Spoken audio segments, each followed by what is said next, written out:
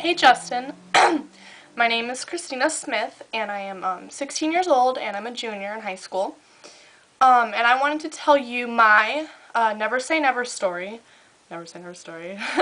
um, and, okay, I really don't know how to start with this, but November 2007, November 14th to be exact, I was in school and my legs were hurting me really bad. Like, I was almost crying. They hurt so bad. So, I wrote a pass in my planner to give to my teacher to go down to the nurse and just get like some ibuprofen. I was like, oh, I'm just getting the flu, no big deal. You know, my legs hurt, whatever. So then, when I got up to walk to my teacher's desk, I collapsed. I fell on the desk in front of me. My teacher asked me what was wrong, and I told her, I said, I can't move, I can't feel my legs. So, my mom picked me up from school and took me to my family doctor, and I had no reflexes, and I had no movement from my waist down. And he said, this is a big deal. You need to go to a hospital. He's like, you need to go to someplace with better equipment, and you need to go to the hospital. So my mom took me to a local hospital, and they did an MRI, which is like kind of a big X-ray CAT scan thing, but it shows like your insides, like your spine and all that stuff. So, and they didn't see anything. They didn't see anything wrong, but obviously we knew something was wrong because I couldn't move from my waist down. And because the paralysis was rising, like it was starting to rise up, the doctors got very scared. And they said, you need to go to a hospital with much better equipment. And I live about an hour away from Chicago, so they flew me up that night in a helicopter to Commerce Children's Hospital in Chicago, Illinois. That's at the University of Chicago. And that was on November 14th of 2007. And I was 13 years old. There at that hospital, they did an MRI, really special big MRI, and they saw inflammation in my spinal cord from T11 to L1. If you Google a spine, you could see that it's about right here. And they diagnosed me with acute transverse myelitis.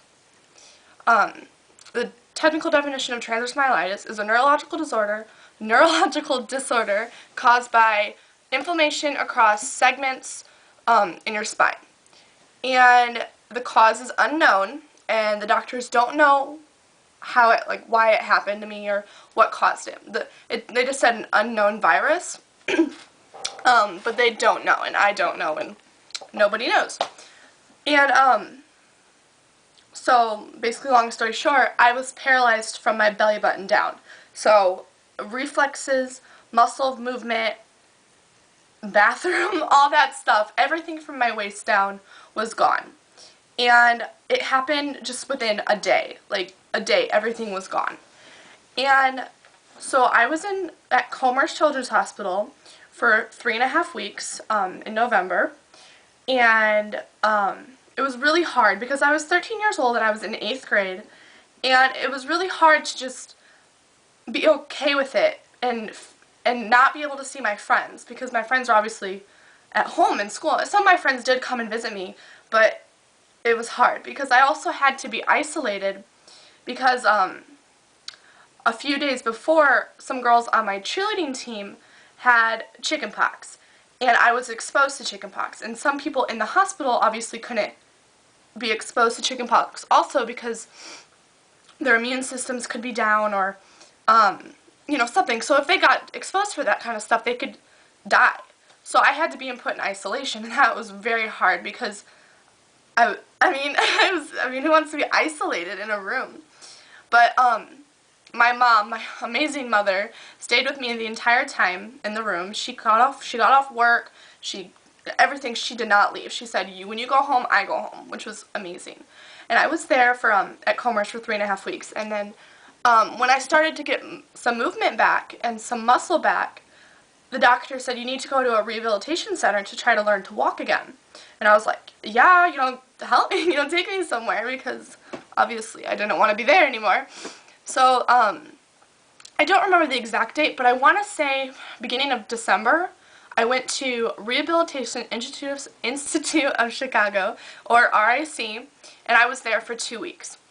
And when I was there, I started walking, but I used the word walking very slight, because I couldn't even walk 10 feet without needing to sit down, or, needed to go back into my wheelchair, because it was very difficult, and I got very, very, very tired.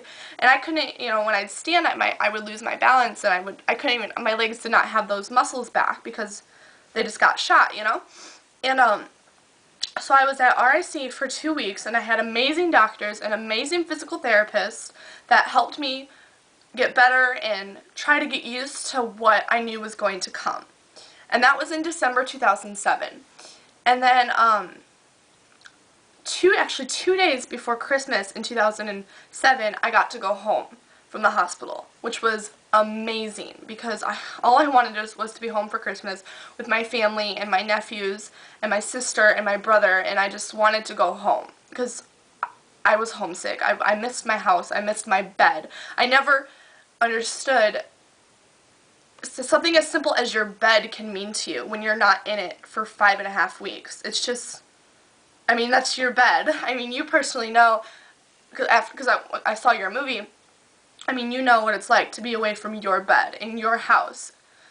You know what I mean. It's hard. It's very hard. And, and I forgot to say this, but with transverse myelitis, you have either a 1/3 full recovery to full, like you're 100% better, 1/3 partial recovery, and 1/3 no recovery. Currently today, I am in the 1/3 of partial recovery, because with so much physical therapy, so much treatment, so much work and hard work and time and effort and hours of physical therapy and doctor's visits and so much work, I can walk.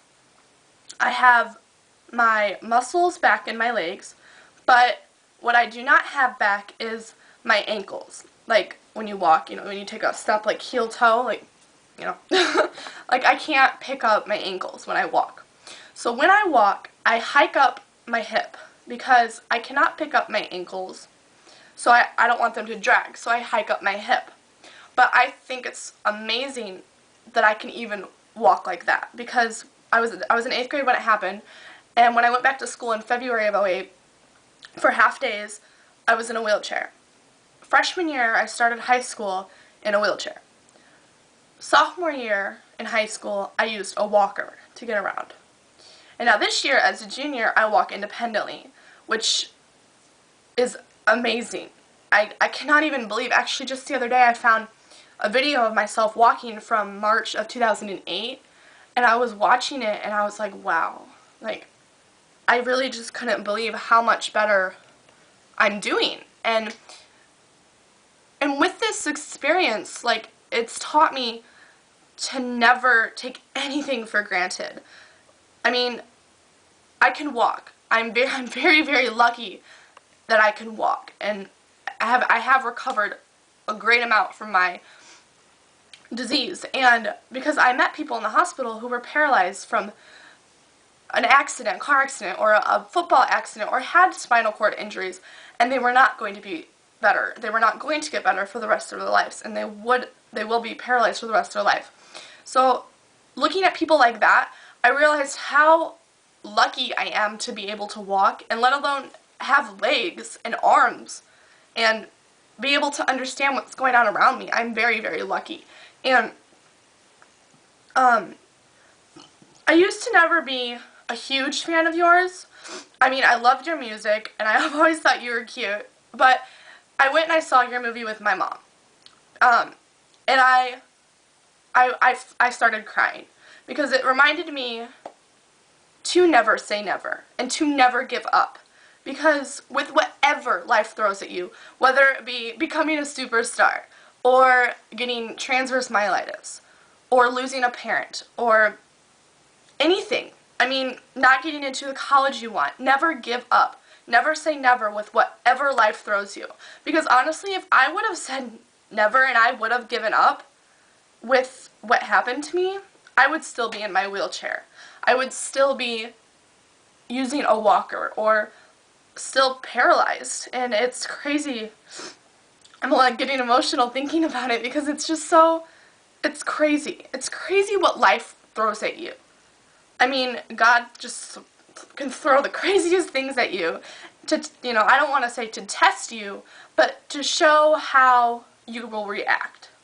And I've always tried to look on the positive side as there are people who are worse than me, and there are people who are still paralyzed or have passed away. I mean, I'm very, very lucky. And I actually, back in November, it's March 3rd right now, so happy late birthday! and back in November of 2010, I got a tattoo on my foot that says never give up. Because my feet are the last things that are coming back in my paralysis. And I wanted to always look at my ankle and be like, and say never give up. And never say never with anything that life throws you. And I mean, and you know that firsthand, to never say never, honestly. I mean, it's crazy. And I know you probably want to see me walk to see what it's like. And I will walk, and you'll see what I was talking about with my hip and with my ankles. But here.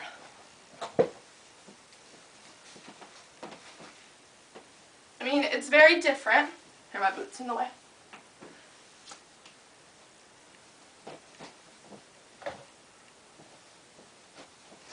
Yes, I am 16 years old, so it's very hard to not be able to go out running with my friends. Or for a while when I was in my wheelchair, I was very self-conscious about even going to the mall or the movies.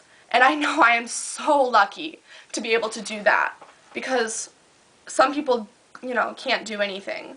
And it's been 3 years back in November, and I'm very blessed and I'm very lucky.